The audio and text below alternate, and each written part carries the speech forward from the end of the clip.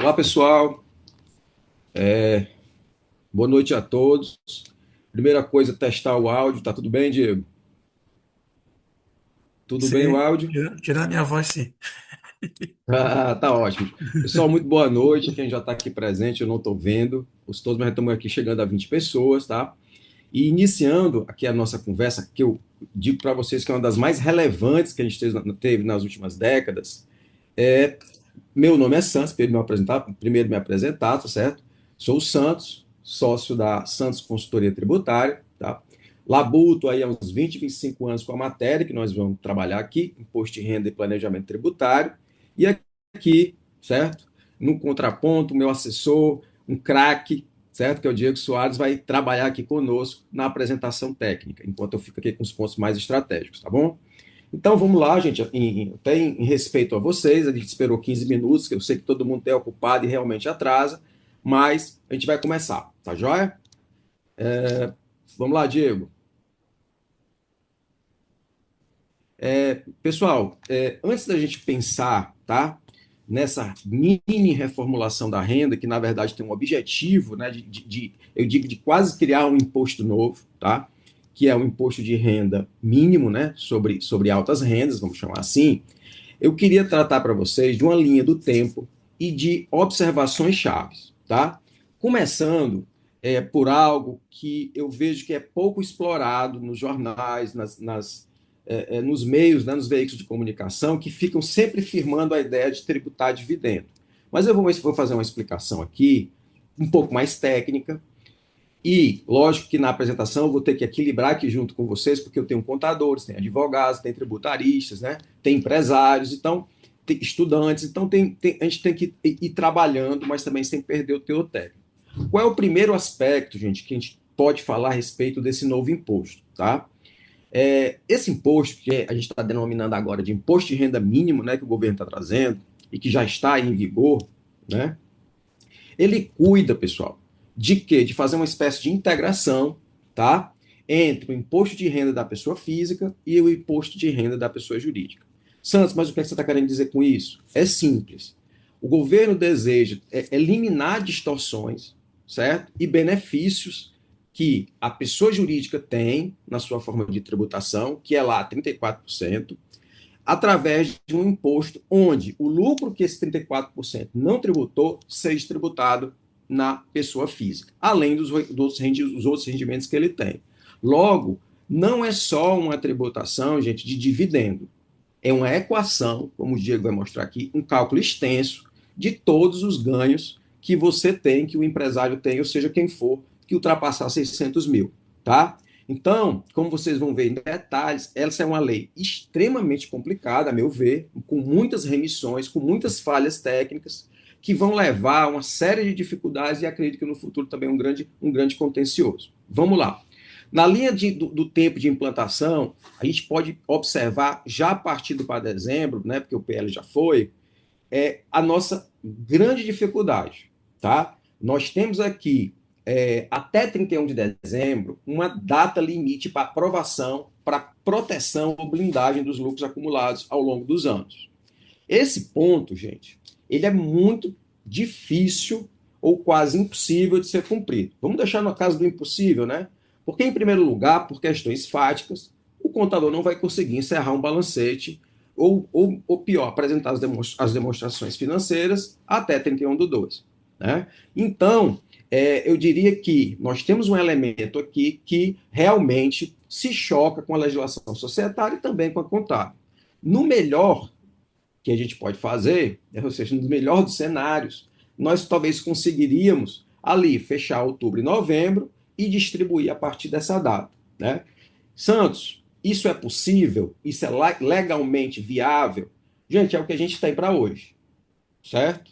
É claro que numa deliberação, tem muito societarista aqui, nós temos regras claras, né, previstas, por exemplo, no artigo 205 da Lei das SAs, que vão ser descumpridas. A bem da verdade, nós estamos rasgando a legislação societária em detrimento dessa nova lei que o governo trouxe. Então, é isso que nós vamos discutir hoje. Como é que o direito tributário, a contabilidade e o direito societário vão se unir, mesmo assim, nesse cenário tão difícil. Vamos aqui falar um pouquinho das obrigações para os dividendos do passado ficarem blindados ou protegidos, que eu acho que é um dos temas mais importantes, mais complicados que a gente vai trabalhar hoje. O primeiro ponto é seja assembleia ou de sócios e também as AGOs nas SAs deliberar os lucros até 2025. Gente, eu tenho passado aqui por alguns clientes e a gente tem visto assim, uma tônica. Quem tem dinheiro distribui tudo. Por que eu digo isso? Dois aspectos surgiram aqui na consultoria que a gente faz que foram interessantes. E eu vou dividir aqui com vocês. O primeiro deles foi o quê? Santos. Foi a seguinte dúvida. Santos, eu vou fazer o seguinte. Eu vou deliberar até 2024, certo? E vou, no ano de 2024, determinar as datas do meu pagamento. E eu, ok. Mas vamos lá, gente. E se no ano de dezembro, ou de 2025, perdão, a gente tiver prejuízo? O que é que vale? Entendeu?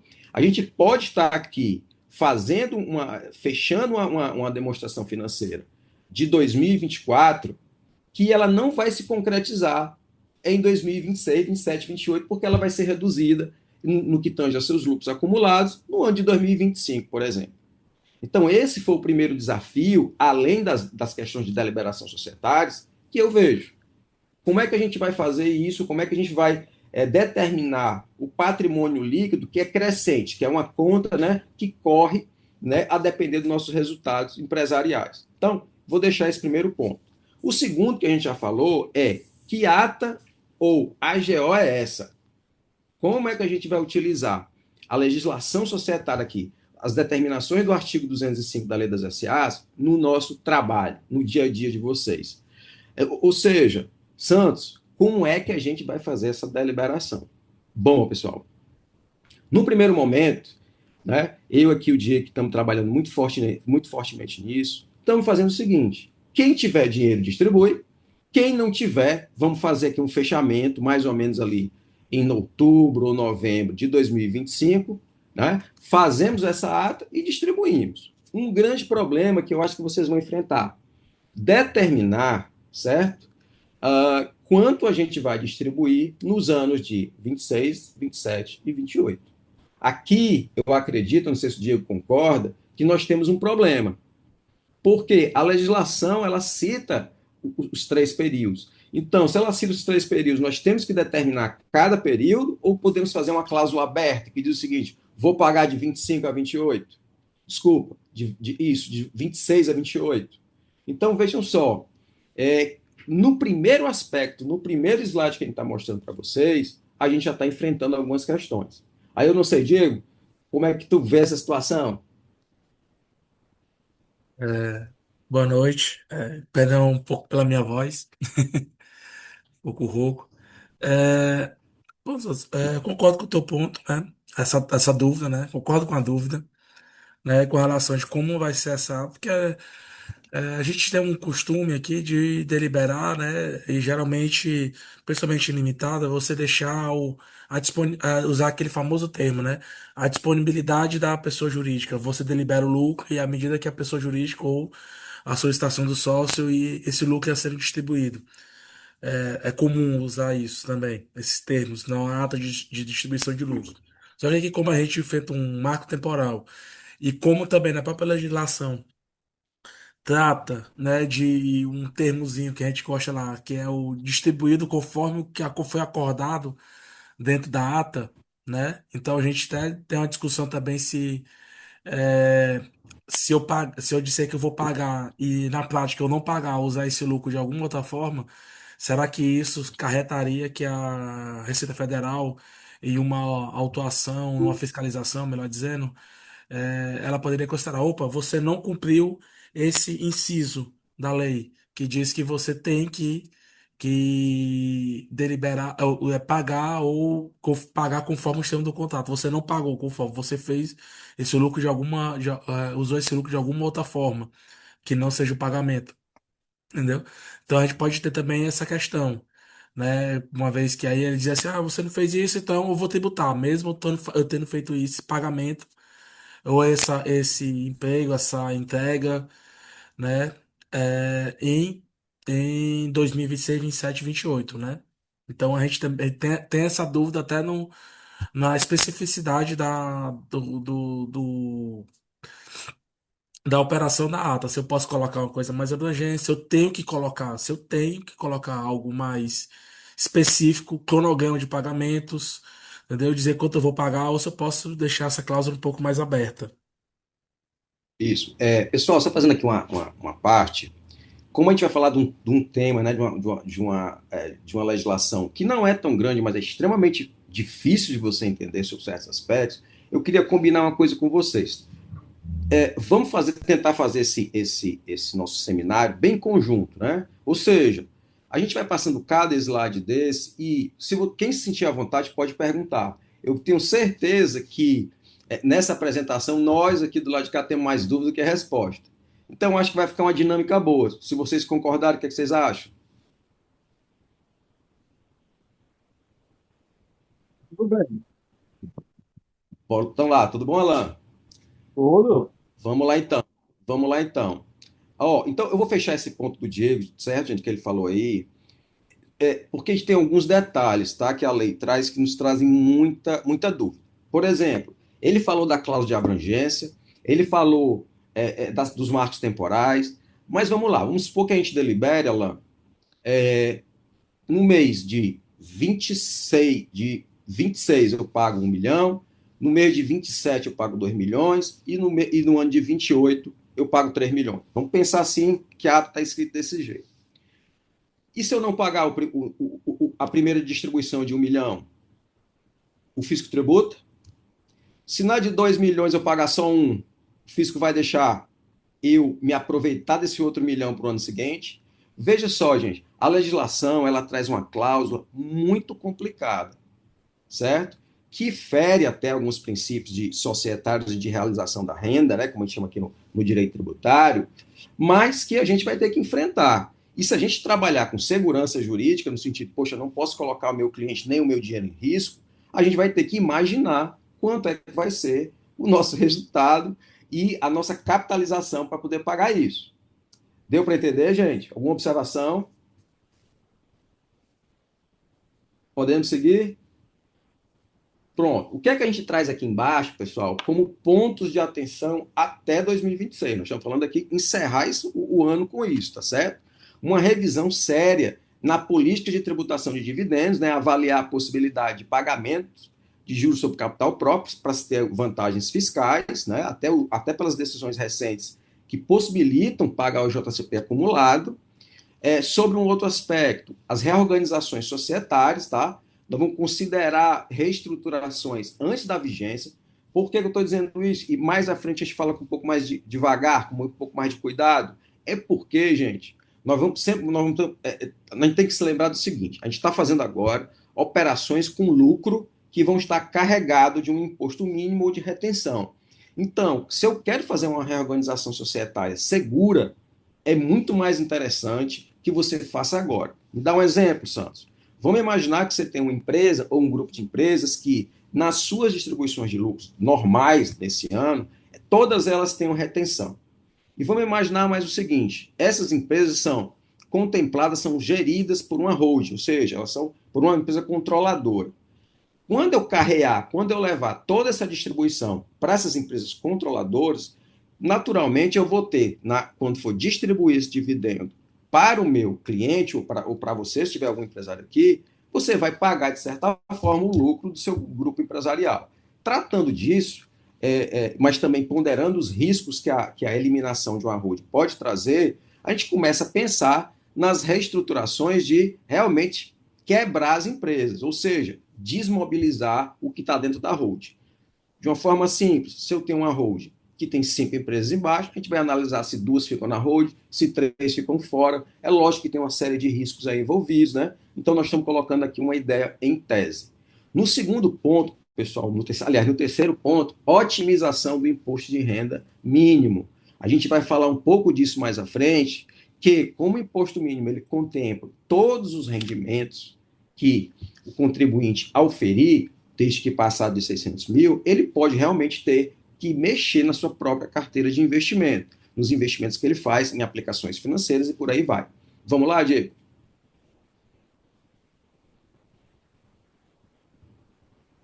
Pronto. Diegão, começa aí.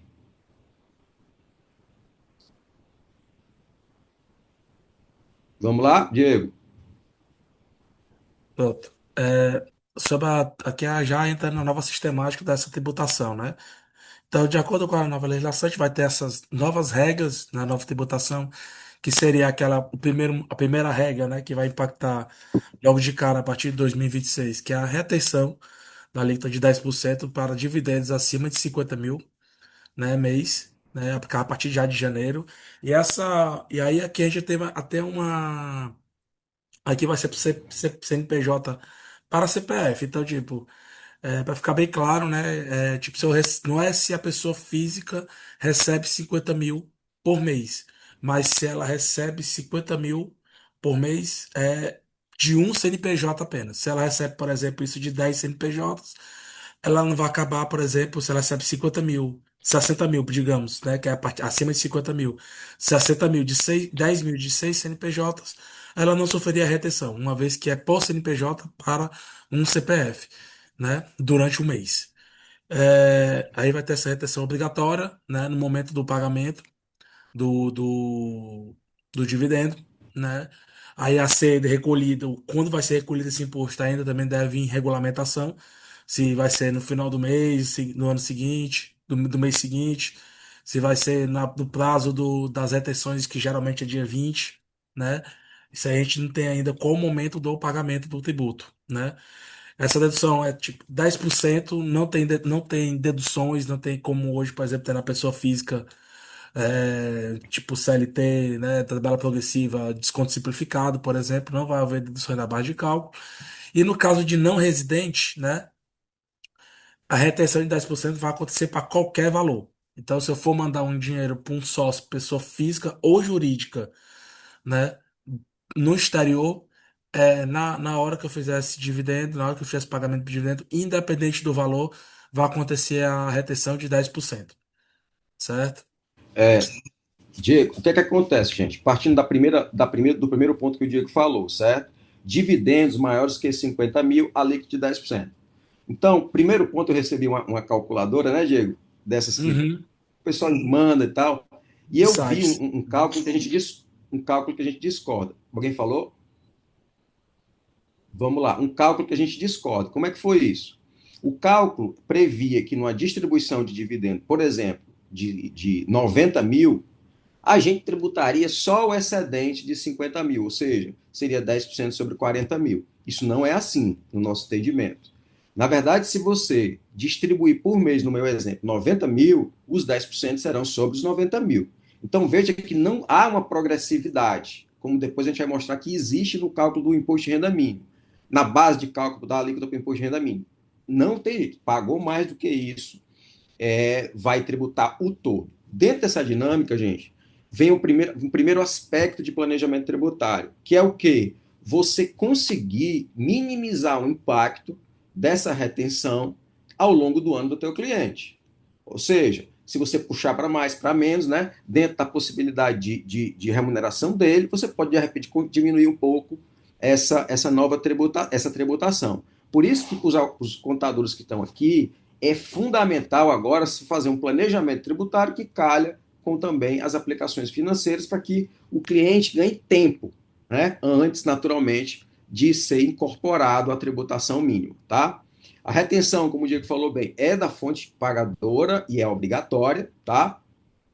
E temos nesse ponto, né, gente, uma divergência, tá, enorme, que é em razão do simples nacional, mas aí eu acho que tem que falar isso um pouco mais para frente, né, quando vocês verem toda a dinâmica, tá? E a tributação para os não residentes, que a gente não vai falar dela hoje não, a não ser que alguém queira, tá? Então, quando você vê isso, gente, nós vemos aqui nesse gráfico que está à direita, o impacto, né, nominal, a progressividade aqui de valores em reais e dividendo mensal por CNPJ. Né? Subiu 500 mil, você vê que já tem um dividendo aí para pagar em vermelho, tá certo? Dito isso, quem é mais afetado? Primeiro, a nosso ver, as holdings patrimoniais, pelo que eu falei para vocês. É claro que as pessoas físicas, gente, de alta renda, vão ser impactadas. Mas, de certa maneira, as holdings, do jeito que são hoje, elas são passíveis de uma tributação muito grande. Tá? Depois, quando a gente for calcular, por fim, o dividendo mínimo obrigatório, que a gente vai falar aqui do redutor, a gente vai ver como a holding pode complicar o planejamento tributário. Trocando em miúdo, gente, tudo que a gente conhecia em termos de planejamento tributário de renda e essa junção com a pessoa física vai desmoronar. Se vocês lembrarem aqui, se só tiver contador, a gente tem o que hoje? Uma ficha de rendimento isento, uma ficha de rendimento tributário, rendimento tributário, isento e um exclusivo, inclusive na né? fonte. Na fonte. Pronto. E Pronto. rendimentos acumulados e outras coisas, E o mas rendimento acumulado, se houver, né? Um que pega. E aquele que a gente falou aqui de tabela progressiva. Pronto. Mais ou menos quatro. Com essa nova tributação, esses quatro meio que se somam para uma outra grande, digamos assim, uma grande DRE da pessoa física, onde tudo isso vem para cá, mais outros ganhos deduzidos de determinados rendimentos e depois disso tudo, das alíquotas que foram pagas a título de retenção, etc, etc. Ok? Então, muito importante, pessoal, analisem, quando você bater a bola para começar o jogo, a estrutura, primeiro, financeira dos dividendos e, segundo, a estrutura societária. Vamos lá, Diego.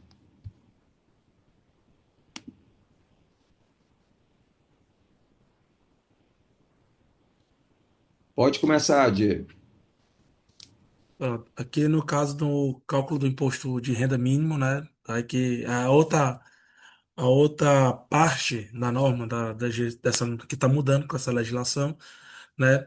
Lá na declaração de ajuste anual, a gente tem aquela primeira parte que são as retenções e tudo mais. E aí, quando chega na declaração do ano seguinte, eu vou fazer a declaração de ajuste anual e nela eu vou ter esse cálculo do imposto mínimo, né? Que aí também, a ver de como vai ser na declaração de imposto de renda, né? Possivelmente logo depois de todas as outras tributações que ainda vão acontecer, né? Tributação exclusiva na fonte, tributação de rendimentos tributáveis.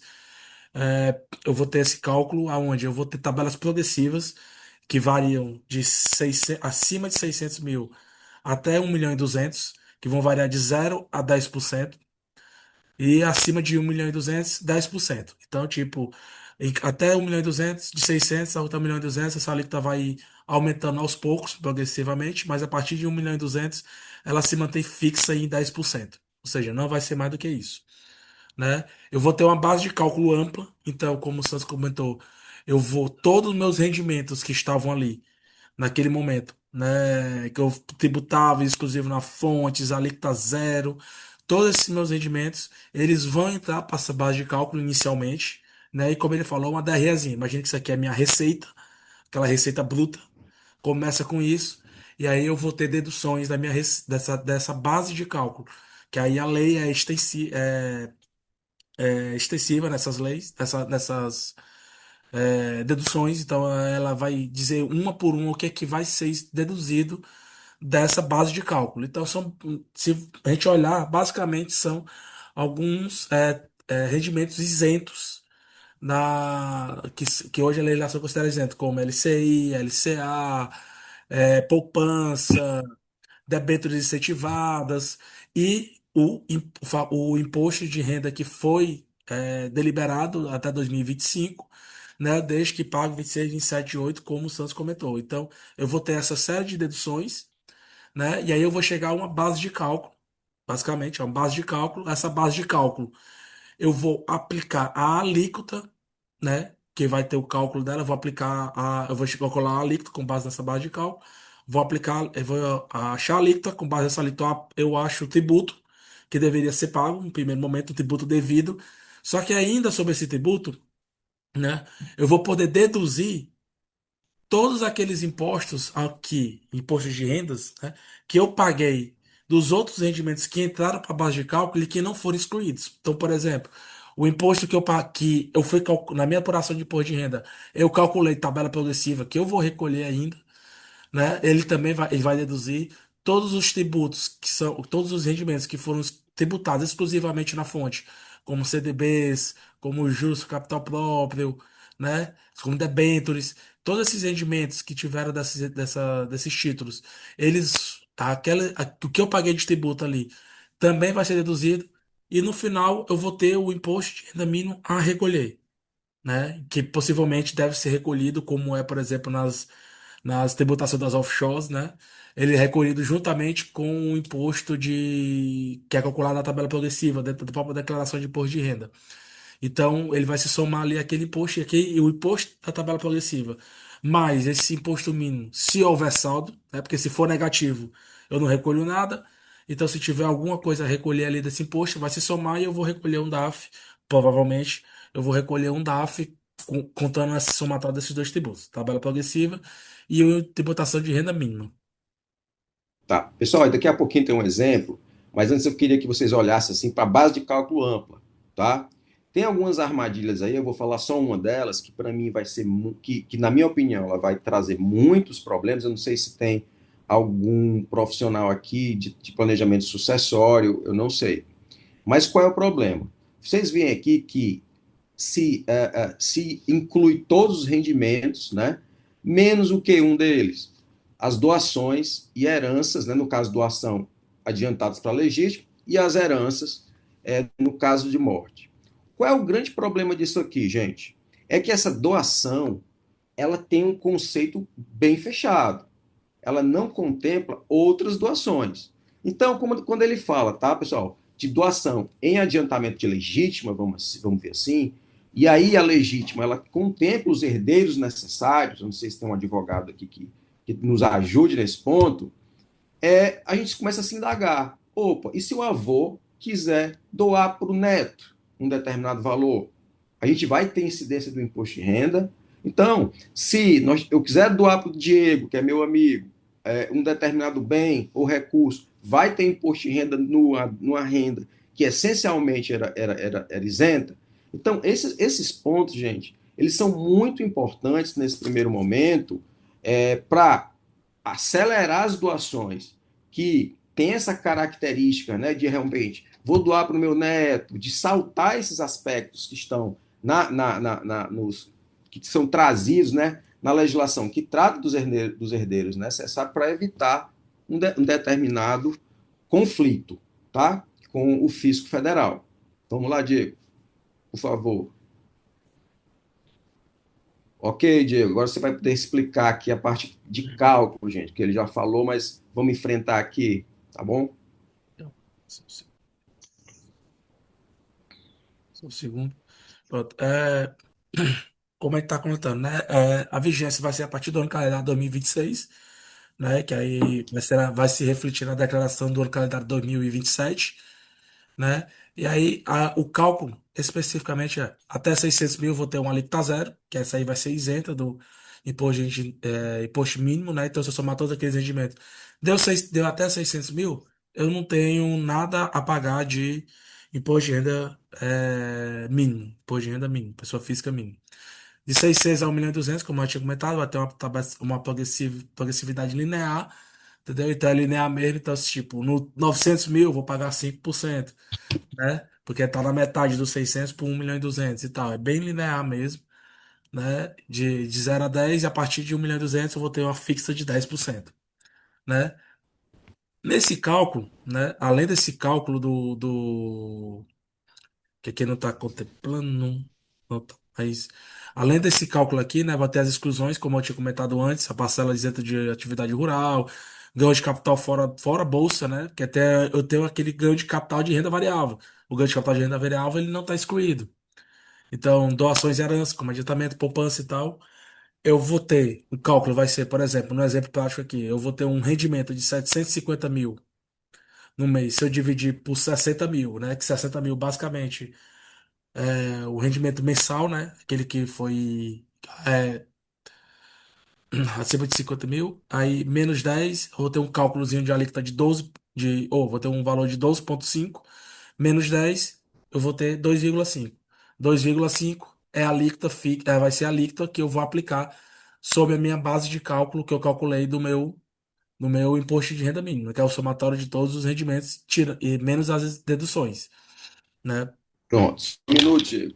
Vocês veem aí, gente, que o que é que o governo fez? Ele criou, né, uma tabela de progressividade, ou seja, paga mais quem ganha mais, que de que a partir de 600 mil, né, na verdade, um valor a mais que fique entre 600 mil e 1 milhão e 200 mil, você vai ter uma progressão de imposto, né, do alíquota mínima para calcular. Essa fórmula que está embaixo, se fosse 900 mil naturalmente, seria 900 mil por 60, menos 10, de modo que você ache a alíquota nominal. Para todos os rendimentos até 1 milhão e 200, é essa formulazinha que você tem que usar, tá certo? Daí você tem agora um alíquota que vocês vão memorizar de 2,5%, certo? Vamos lá, Diego. Pronto, né? Aí a base de, como cálculo do imposto, né? Literalmente, a base de cálculo vezes a alíquota apurada, aqueles 2,5%, né? E aí eu vou ter, depois que eu apliquei, eu achei o imposto.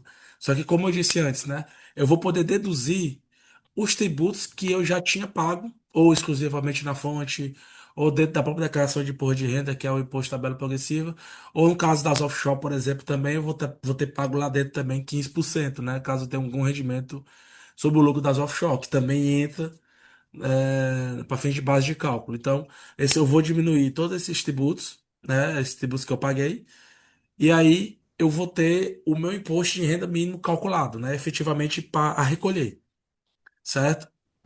Outra coisa que a gente vai ter também, outra dedução, é a dedução pensando em um limite global entre a pessoa física e a pessoa jurídica, né? Que a somatória dos dois, ou seja, dos 10%, que digamos que o meu imposto mínimo dê a dar 10%. Os 10% e os 30 e o que eu pago na pessoa jurídica, que é imposto de renda mais CSL, 34%, até 34%, o somatório dos dois tem que dar até 34%. Então, na prática aqui, quando eu tiver uma alíquota na PJ de 28% e uma alíquota de imposto mínimo de 8%, quando eu somo os dois, eu vou ter uma alíquota efetiva do conjunto em 36%.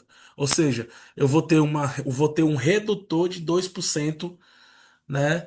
Eu vou ter mais um redutor de 2% sobre o meu cálculo final do meu imposto de renda mínimo, né? Então eu vou recolher os 8% menos esses 2 mil de redutor. Tá, Diego, Entendeu? só um minuto. Gente, é o seguinte, feito tudo aquilo que eu acho que na prática, gente, vai ser muito complicado, certo? E aí tem um baita mercado para os contadores, para tributaristas, né, para poder azeitar isso tudo.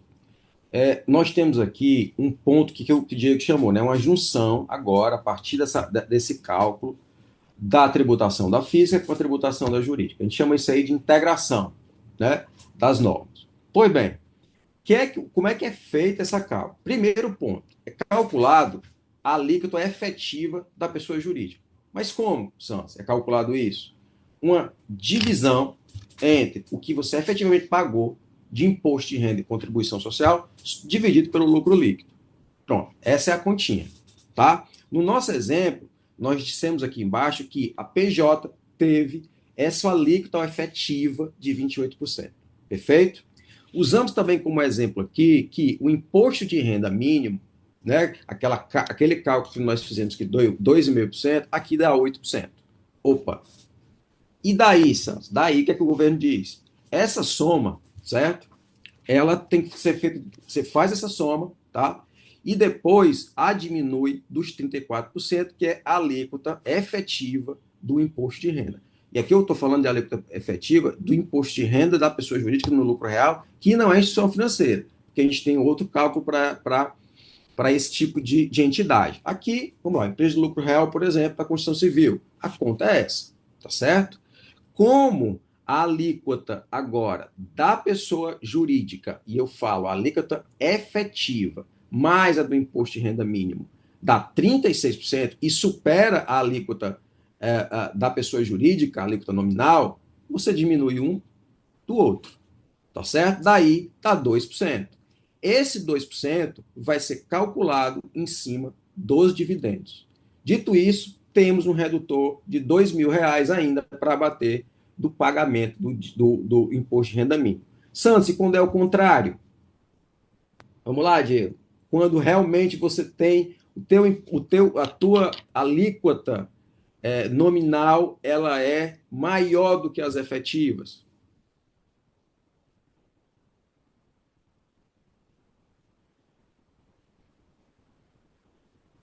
Pode ir, Diego. Pá, não. Pronto. Aí, quando você tem esse cálculo, né? Quando você vai ter esse, como vocês comentou, né? Vou ter todas esse cálculo no final, vou ter o resultado final, entendeu? Aí eu tenho o cenário, o resultado positivo, vai ter o saldo a pagar, vou ter que recolher esse imposto dentro da declaração de coisa, da declaração de anual do imposto de renda. E se o resultado for negativo, né? Eu vou ter um. Eu não vou precisar recolher nada, né? Não vai ter recolhimento de imposto de renda mínimo nesse ponto, entendeu? Lembrando também que aquelas retenções, né, que foram feitas durante o ano ante calendário anterior, né, da declaração de imposto de renda, durante o calendário 2026, por exemplo, no nosso exemplo, elas também vão entrar como dedução na apuração do imposto mínimo, certo? Pode ir, Diego. Entendeu? Esse ponto.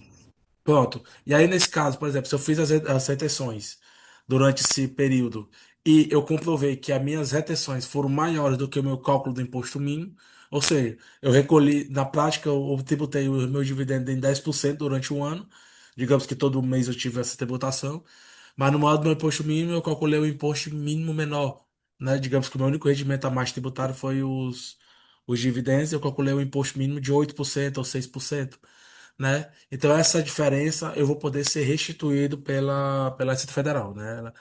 Eu vou poder pedir a restituição desse valor. Ok, Diego. Pode passar. Né? Então aqui, né, a gente tem basicamente assim um resumo de um plano de ação, né, que deve ser avaliado para cada pessoa jurídica e para pessoa física, né? Na casa das Tá. pessoas físicas, no caso do lucro acumulado até 31 de 12 de 2025, né, dele fazer esse levantamento desse lucro, né, para poder proceder com a ata, né, de distribuição de lucro. Aqui tem uma dúvida, né, porque hoje ainda esse prazo está sendo discutido, né, hoje no Senado e indo para a Câmara, né, está sendo discutido esse prazo, tentando ampliar esse prazo até aquele prazo que é costumeiramente conhecido pela gente, né, que é o prazo de abril de 2000 do ano calendário subsequente, ou seja, no caso aqui seria abril de 2026.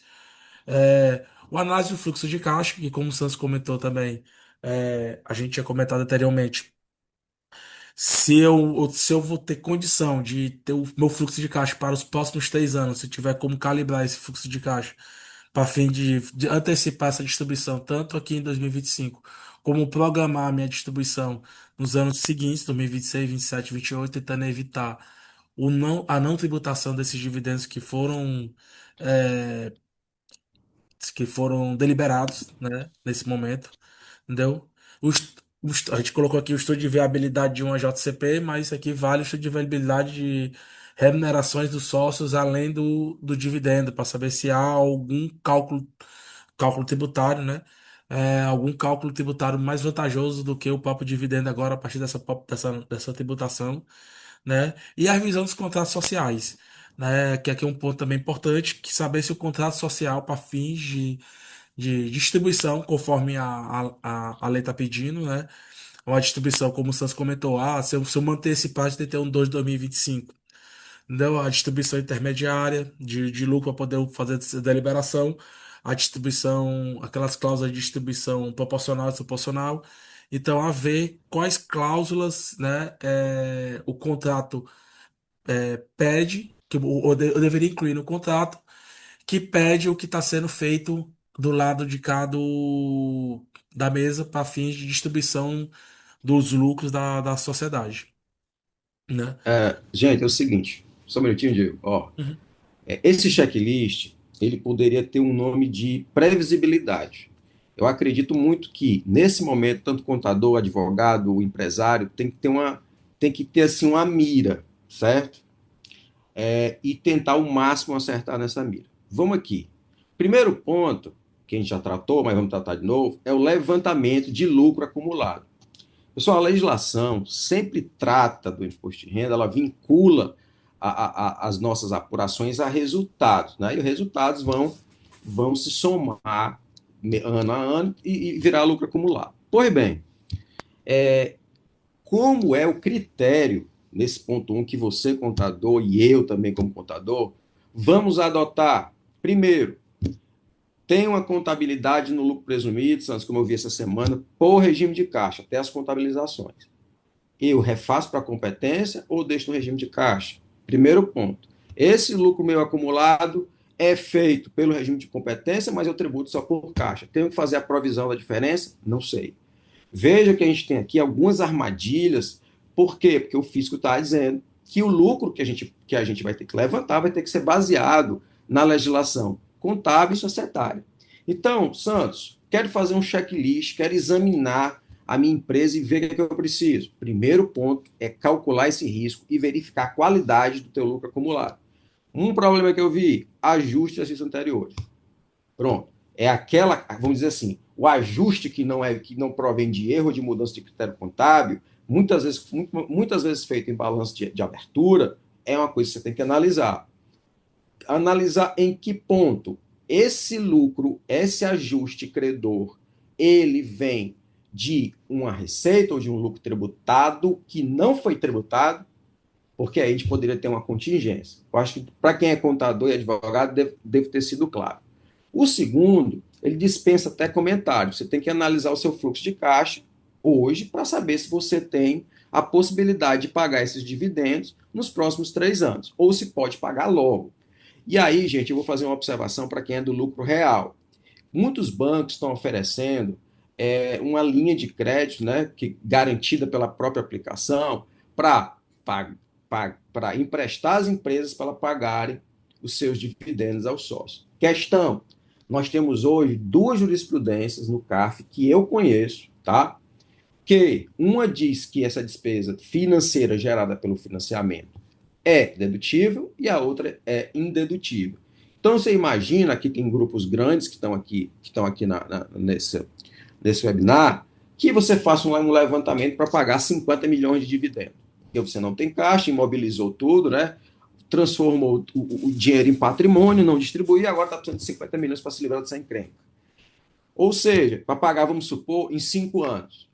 A quantidade de juros que está embutida nesse empréstimo vai ser dedutível ou não? E aí, gente, a gente começa a analisar com muito mais cuidado, certo? Essa estratégia de tributação. Porque se eu tiver essa indutibilidade, isso vai impactar, né, financeiramente no lucro que eu distribuí. Então, primeiro aspecto. O segundo é estudo de viabilidade do juros sobre capital próprio, que a gente já falou, acumulado, mas não só ele.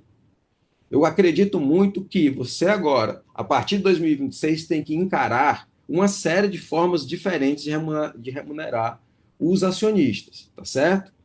Até mesmo porque, pessoal, o Diego mostrou para vocês como é o cálculo, né, final do imposto de renda mínimo. Ele vai utilizar, numa dessas bandejas, vamos chamar assim, o quê? A alíquota efetiva da IRPJ e contribuição social, certo?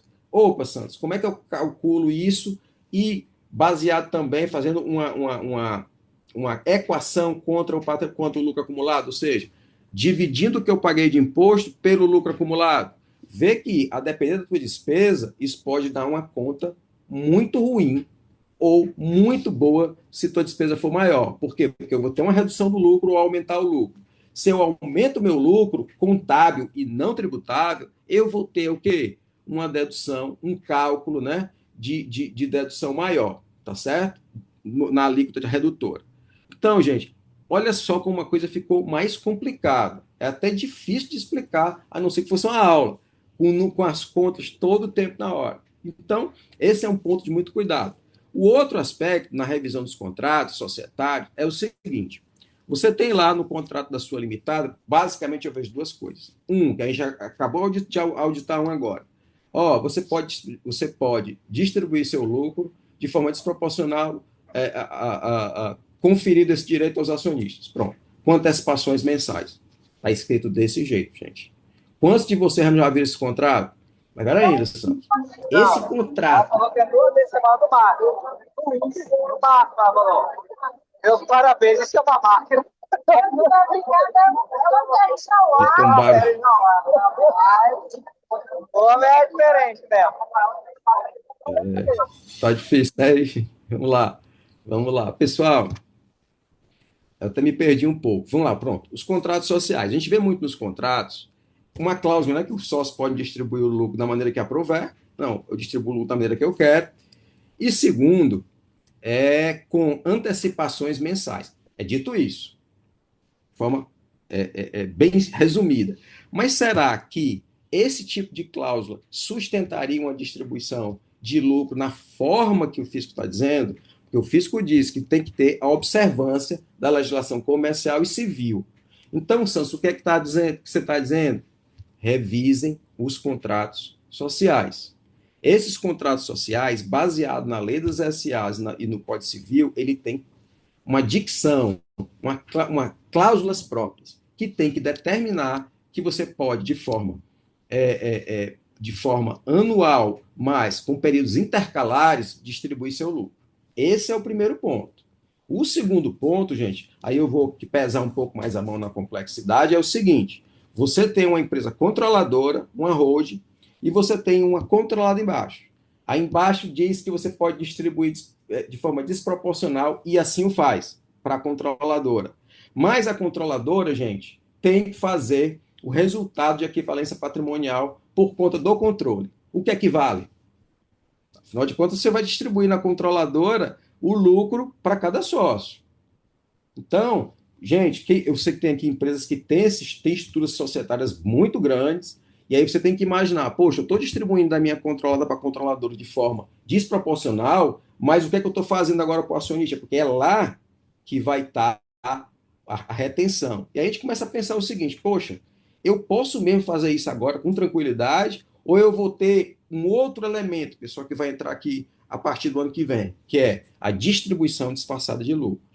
A distribuição disfarçada de lucro, gente, é um mecanismo lá de 94, certo? Que diz o seguinte: ele tem uma série de questões, uma série de fatos típicos, né, que determinam o que é DDL, mas tem um lá um pouco subjetivo, um desses itens, que na verdade pode levar a fiscalização a pensar da seguinte maneira: se eu distribuir alguma parcela do meu lucro tributário, ou diminuir os meus ativos, com compra e venda, uma alocação, uma coisa do gênero, eu posso desconfigurar isso. Por quê? Porque você está evitando a distribuição de lucro em prol do acionista. Santos, um exemplo. Vamos lá. Você tem lá um lucro de 1 milhão dentro de uma empresa. Você vai e compra um carro importado.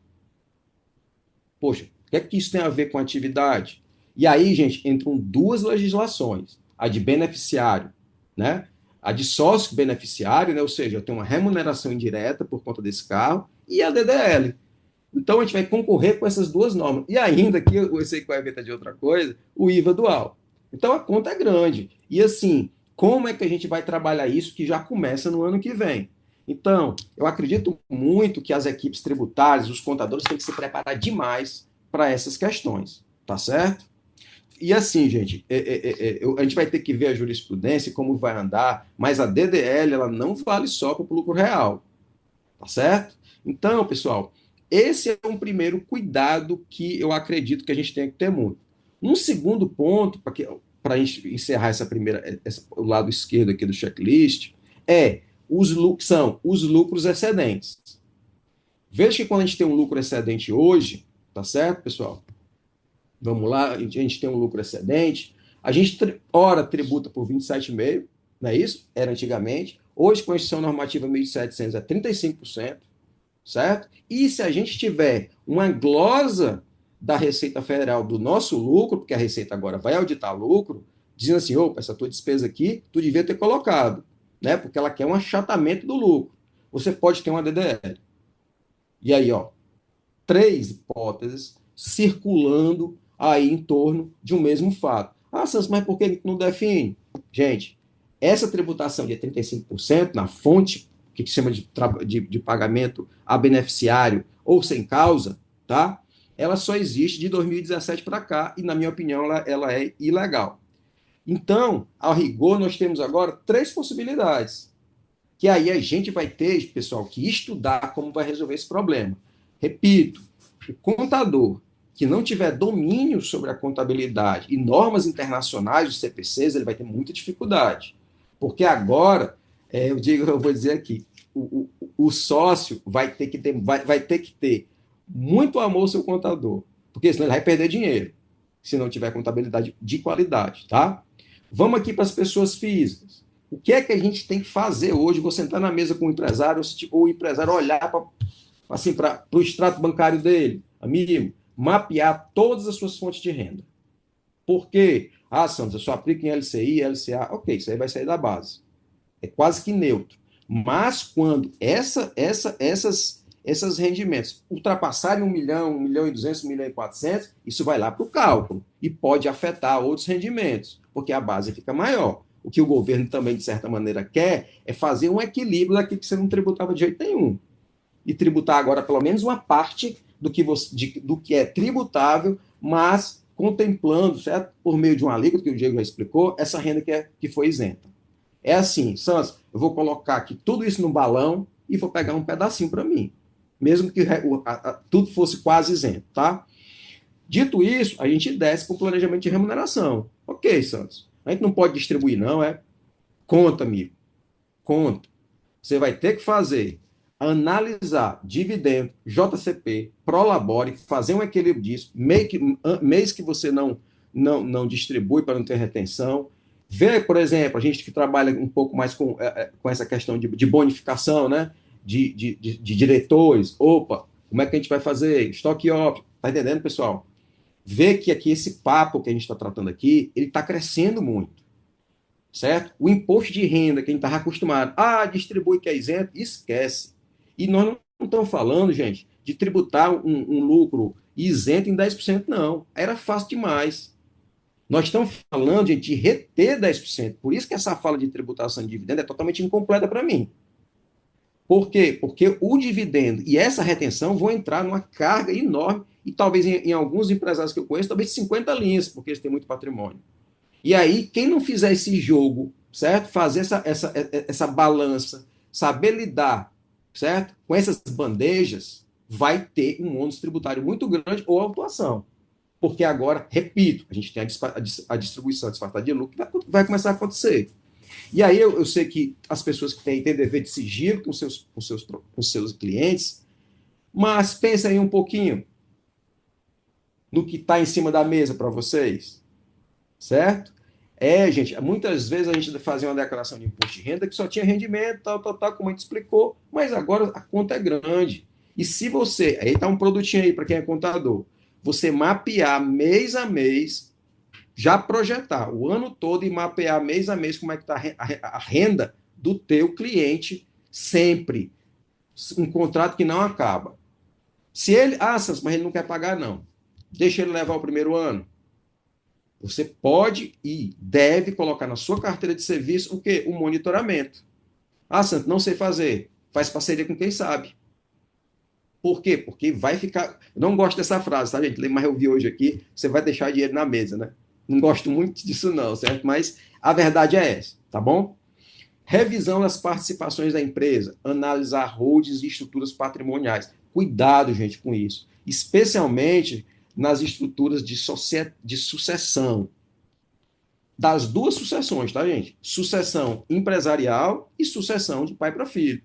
Por quê? Porque além das questões de TCMD que estão aí, vindo, né, o ano que vem, agora nós vamos trabalhar, gente, com a renda que implicitamente vai ser tributada. A gente não sabe como é que vai ficar o PL, né? Vamos falar assim, o lucro acumulado de 2026 para fins de operação societária, não.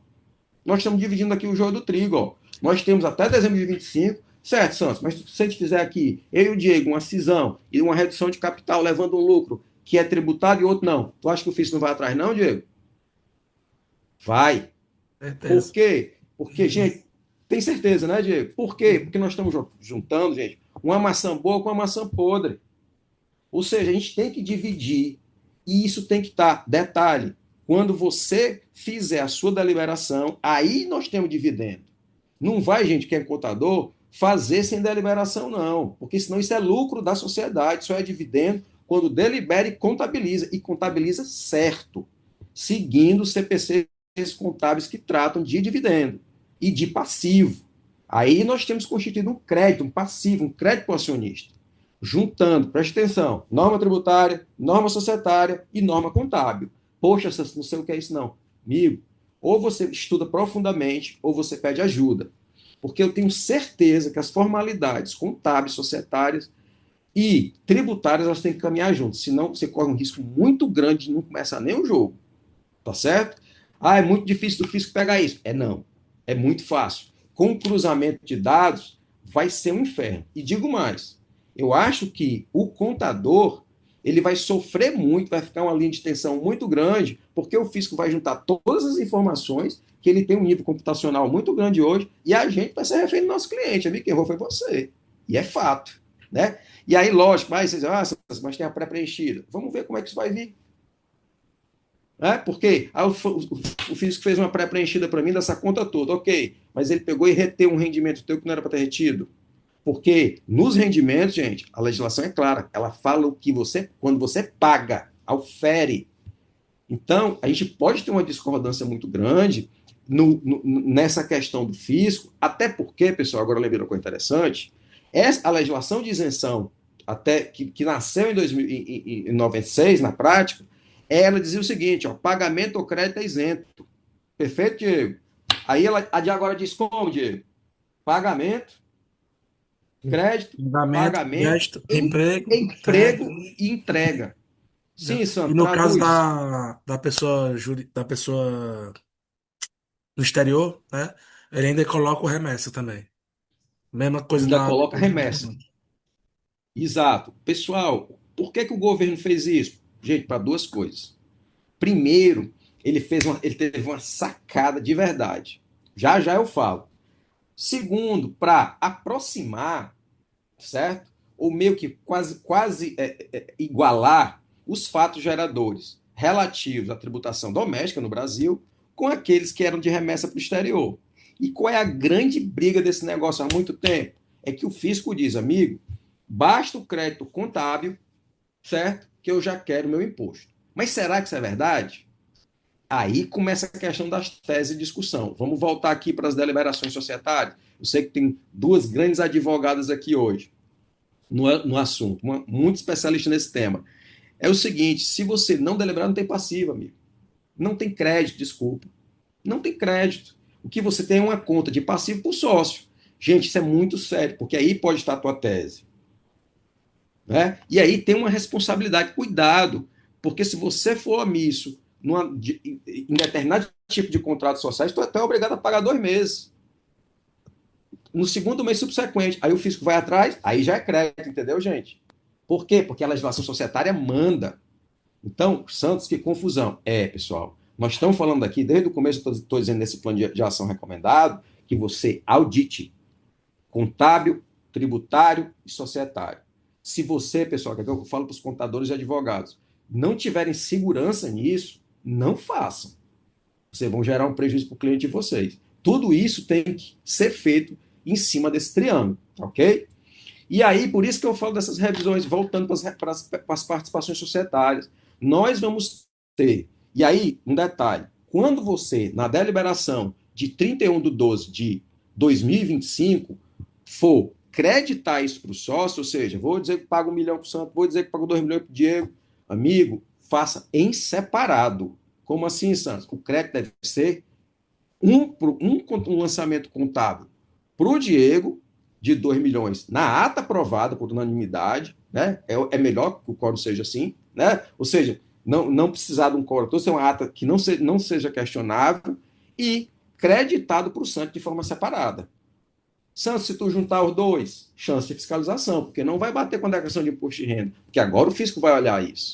Ele tem que cruzar o que você deliberou, que vai estar no passivo, não numa conta enorme, tipo pagamentos a sócio, negativo. Pagamento de dividendo a Diego Soares, pagamento de dividendo a Jocelyn de Santos. Bom, o Diego tem o nome de tributarista, né? Eu não tenho. Mas vamos lá, ó. certo? Creditado dessa forma, para que o sócio, não, eu vou pegar esse lucro e aumentar o capital. O Diego, não, sócio, eu vou distribuir. Porque agora, gente, nós temos dois tipos de PL, vamos separar assim, um PL antigo, certo? Vamos já até 2025, que tem um tratamento tributário, e um PL que vai nascer em 2026, certo? Que tem no seu bojo, na sua essência, uma tributação que a gente não sabe quanto é. A gente sabe que a retenção é 10. O fisco, com certeza, vai normatizar, por exemplo, um processo de uma estrutura de cisão, vamos dividir a empresa, ó, e vamos pegar com esse lucro aqui da empresa e vamos devolver um bem. Tipo, Diego, somos sócios, temos aí 50 milhões de patrimônio líquido, 50 milhões de lucro líquido para distribuir. Vamos facilitar, tem 50 milhões de PL. Aí a gente faz uma cisão, leva para uma empresa, certo? Que já tem um bem de 25 milhões. Opa, agora a gente reduz o capital, né, Diego, para a gente? Deu para entender, pessoal? Epa, como assim? Tu fez essa cisão antes ou depois de 2025? Pessoal, por que tu está dizendo isso, Santos? Emprego. Olha o novo fato gerador. Emprego. O que é o emprego, pessoal? É quando você faz o lucro para empregar em outro bem, mas que dá, ou seja, mais leva fato gerador. Tipo o que, Santos? Um aumento de capital? Vamos ver a regulamentação. Por quê? Porque a partir de 2026, nós temos que ver como é que vai ficar esse movimento. É claro, por exemplo, se eu levo um lucro de 10 milhões da pessoa física para a jurídica, eu tenho por base que já não tributa, porque tem que ser de jurídica para física. Certo? Mas vamos ver como é que vai ficar as questões de ordem societária com essa dupla divisão. Certo? Então, cuidado. Santos, o que é que então eu tenho que fazer até 2031 de 12 de 2025? Você tem que auditar seu lucro. Fazer atas, certo? Societárias perfeitas. Santos, eu não sei fazer. Faça uma parceria com um bom advogado. Você tem que fazer isso. Revisar os contratos sociais. Por exemplo, pegamos um caso aqui que o contrato social dizia o quê? Distribuição de lucro é proporcional. Opa, como é que sobe e é proporcional e tu vai fazer uma distribuição desproporcional numa controladora? Tudo errado, gente. Tudo errado. Então, a gente precisa ter esse zelo, porque nós vamos sofrer com a dissonância de societário com contábil, fechou? Então, junta essas pontas, faz um triângulo aqui, o pessoal gosta dessas frases, um triângulo assim, da segurança, meio coach, o dia que gosta disso, mas faz, porque senão vai dar errado, tá? E por último, revisão de investimento financeiro. Gente, produtaço para contador. Lógico que do lado dele vai ter que ter um analista financeiro. Mas olha aí, Diego, tu concorda comigo que a alocação de recursos hoje vai ser diferente de 2026? Que é a colocação de recursos, Santos? O que eu aplico em CDB, o que eu aplico no banco, em poupança, em LCI, tarará, ou em próprias pessoas jurídicas. Diego, tu acha que isso vai ser diferente? Com certeza. Por Com quê, certeza. gente? Por causa do dividendo mínimo.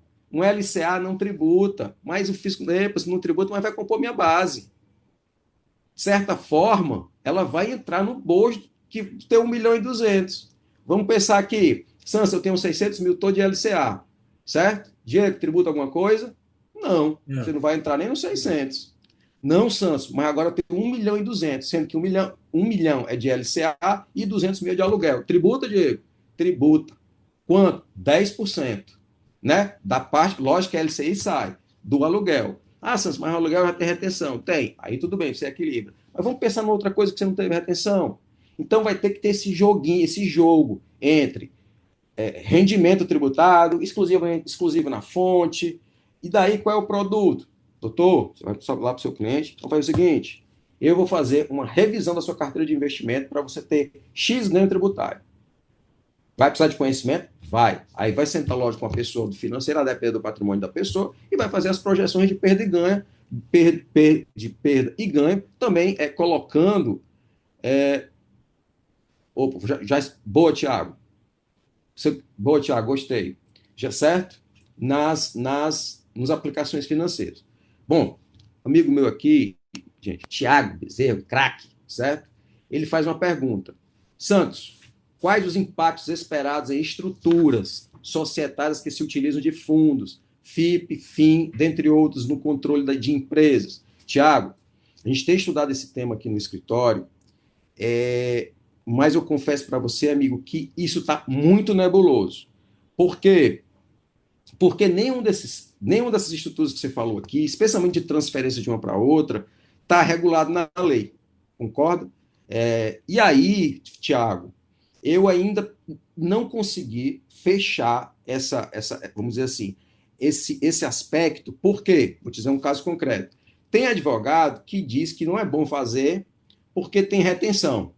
Já vi casos desse aqui. Mas eu tenho dúvida, sabe, Tiago, dessa transferência. Eu não vou responder sua pergunta, infelizmente, porque a gente ainda está num patamar menor do que esse. Mas vou levar e lhe respondo no segundo momento, se você permitir. Pode ser? Quer, eu vou pesquisar, Tiago.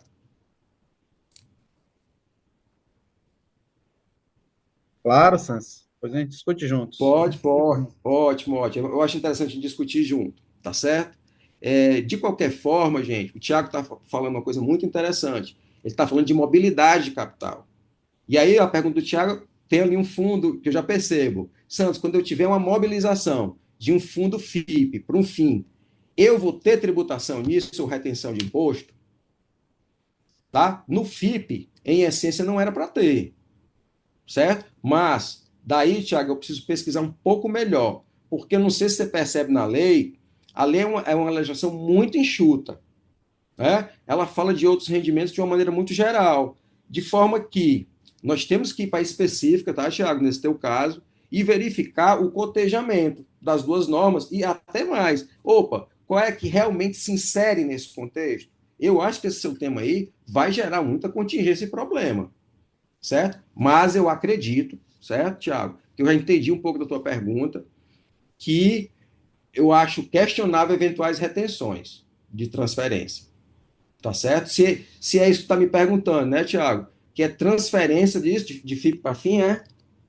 É isso, meu amigo. Ah, pronto. Então vamos conversar sobre esse ponto em particular, pode ser? Pode, Eu pode acho, sim. Tiago, vou dar minha opinião. Eu acho que não deve ter essa retenção, até pela própria essência. E porque tem tributação específica, por FIP e por FIM, certo? Mas vamos. Agora tem que ser FIP de verdade, certo, Tiago? Não pode ser esse FIP que fazem, não, cara. Né? FIP de um só, tá? Não, não, tá Então, certo, tá certo. é FIP de verdade, tá certo? Gente, o Thiago fez uma pergunta aqui interessante e tal, mas é uma pergunta um pouco mais sensível. Então, a gente vai deixar para conversar com ele no segundo momento, tá certo? Vamos lá, Diego.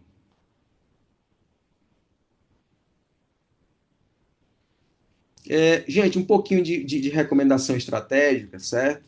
Que aí o Thiago colocou uma muito boa, né? O Thiago vai ter que fazer isso, que é o quê? Avaliar a reorganização de holding. O Thiago, pelo que eu entendi, a dúvida dele é um FIP controlando, né, as empresas, ou um grupo, ou enfim, revisar os acordos de acionistas, já falei nisso, pessoal. Mais uma vez ontem, o acordo completamente diferente do que foi deliberado, certo? Ou eu estou todo errado, ou enfim. Gente, como é que a gente vai fazer uma deliberação que ora vai para o acordo, ora vai para a deliberação, e elas são dissonantes? Eu revisei uma ontem que era condicional, certo? Era condicional. E o que era isso? Uh, o, o acionista dizia o seguinte: eu te pago, fulano, se tu não sair da empresa. Era coisa do gênero. Se tu sair, eu não te pago.